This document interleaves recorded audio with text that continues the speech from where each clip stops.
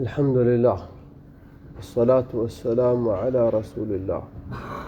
Allahu lartësuar thot: Wa qul amantu bima anzala Allahu min kitabin wa umirtu li a'dila bainakum. Wa qul amantu bima anzala Allahu min kitab. Thuaj, i besova të gjitha librat që i ka zbritur Allahu lartësuar. Ne muslimanët i besojmë të gjithë profetët që i ka dërguar Allahu lartësuar dhe të gjithë librat që Allahu lartësuar u zbriti të dërguarve të tij. Nuk mohojmë asnjë profet, nuk e mohojmë asnjë libër. Ne nuk bëjmë dallim mes profetëve, duke pranuar disa dhe duke i mohuar disa. Prandaj, kush mohon ndonjërin nga profetët ose mohon ndonjë libër që e ka zbritur Allahu i lartësuar, ai nuk quhet besimtar musliman. Sepse nga shtyllat e besimit është që ti besojmë librat e Allahut. Besojmë dhe të dërguarit e Allahut. Amana ar-rasulu bima unzila ilayhi min rabbih wal mu'minun. I dërguari i besoi asaj që i shpalli Allahu lartësuar, asaj që i zbriti nga Allahu lartësuar. Edhe besimtarët i besuar.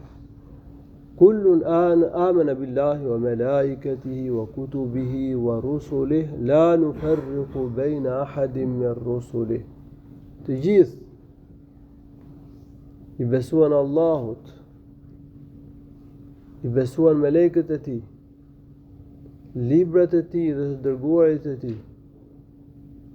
Duke thënë që ne nuk bëjmë dallim mes profetëve.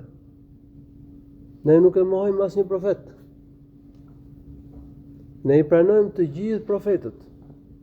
Kështu ne pranojmë edhe Musain si të dërguar të Allahut, edhe Isain si të dërguar të Allahut, edhe Teuratin, librin që Allahu i lartësuar ia zbriti Musait alayhis salam, edhe Injilin, librin që Allahu i lartësuar ia zbriti Isait alayhis salam. Por ne besojmë origjinalin e këtyre librave. Ne besojmë fenë e drejtë, fenë islame, në të cilën ka ftuar edhe Musai edhe Isai. Ndërsa ndryshimet që ata u kanë bërë librave dhe që nuk përputhen me të vërtetën, ato ne i mohojmë, sepse ato janë kundërshtim me të vërtetën. Allahu na ka urdhëruar që të besojmë ato që ka zbritur. Por Allahu ka përmendur në Kur'an se ata i kanë ndryshuar librat e tyre. Por që ne besojmë origjinalin që ka zbritur Allahu i lartësuar. Ne besojmë thirrjen që ka bërë Musai dhe që ka bërë Isai alayhimus salatu wassalam. Ne i pranojmë si dërguar të Allahut. Të gjithë ata kanë qenë musliman, kanë ftuar në rrugën e Allahut subhanahu wa taala.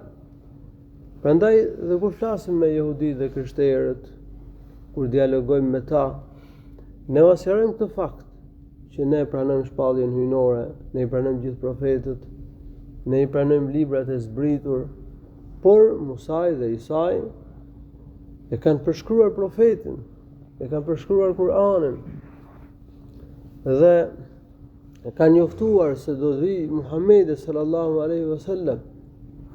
Që jehudit dhe krishterët duhet ta pranojnë Muhamedin sallallahu alaihi wasallam si të dërguar të Allahut, dhe nëse ata nuk e pranojnë Muhamedin sallallahu alaihi wasallam, padyshim që ata nuk i besojnë librat e tyre, nuk e besojnë mesazhin që sollën profetët e tyre, pasi ata i kanë ftuar popujt që ta pranojnë Muhamedin sallallahu alaihi wasallam dhe u kanë marrë besën popujve të tyre.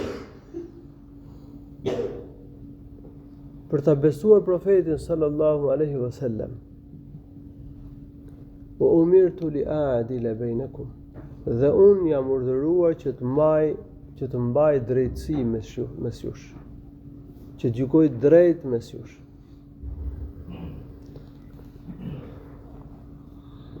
Ne muslimanët gjykojmë drejt. Pranojmë atë që është e vërtet dhe refuzojmë atë që është e pavërtet.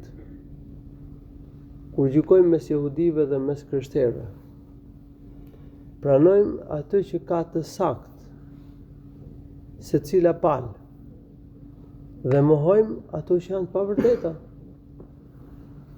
Kur gjykojmë mes grupeve që kanë kaluar në ekstrem, pranojmë atë që është e saktë dhe mohojmë atë që është e pavërtet. Për shembull, grupet e bidatçive. Njëri shkon në një ekstrem, tjetri në një ekstrem tjetër. Ne pranojmë atë që është e saktë në secilin grup dhe mohojmë të pavërtetat e secilit grup. Për shembull, xhavarixhët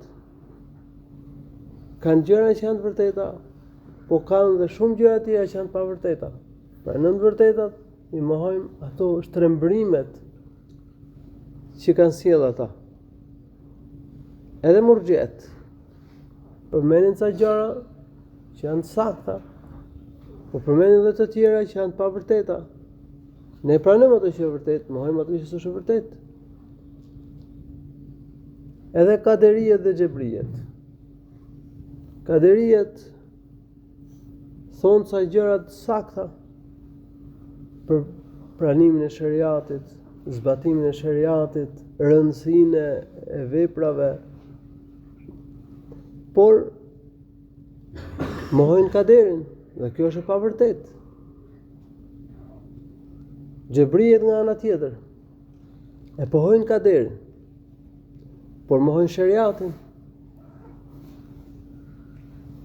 dhe pretendojnë që njeriu është i imponuar, nuk ka mundësi zgjedhje. Kjo është e pavërtet. Kështu që pranojmë atë që është e vërtet dhe mohojmë atë që është e pavërtet. Kështu pra, feja islam është e mesme. Është e drejtë. Ne muslimanët jemi të paanshëm. Në raport me fetë islami është në mes, është rrugë e mesme. Pranojmë të vërtetën që kanë të tjerët dhe mohojmë të pavërtetat e tyre, se ne gjykojmë drejt mes njerëzve. Edhe në lidhje me grupet që dolën mes muslimanëve, që dolën mes ummetit islam, ne pranojmë të vërtetën që ka çdo grup dhe mohojmë të pavërtetat e tyre. Ehli suneti, rruga e ehli sunetit është një rrugë e mesme, jo me ekstremet. As me ekstremin e xhavarixhëve, as me ekstremin e murxhieve, as me ekstremin e kaderive, as me ekstremin e xhebrive. As me këta, as me ata. Në mes, gjykojmë drejt. Nuk mohojmë asnjë të vërtet. Sepse Allahu na ka urdhëruar në Kur'an që ne të gjykojmë drejt, që ne të jemi të paanshëm. Wa umirtu li a'dila bainakum, siç thot Allahu i lartësuar, unë jam urdhëruar që të gjykoj drejt në mesin tuaj, mes jush.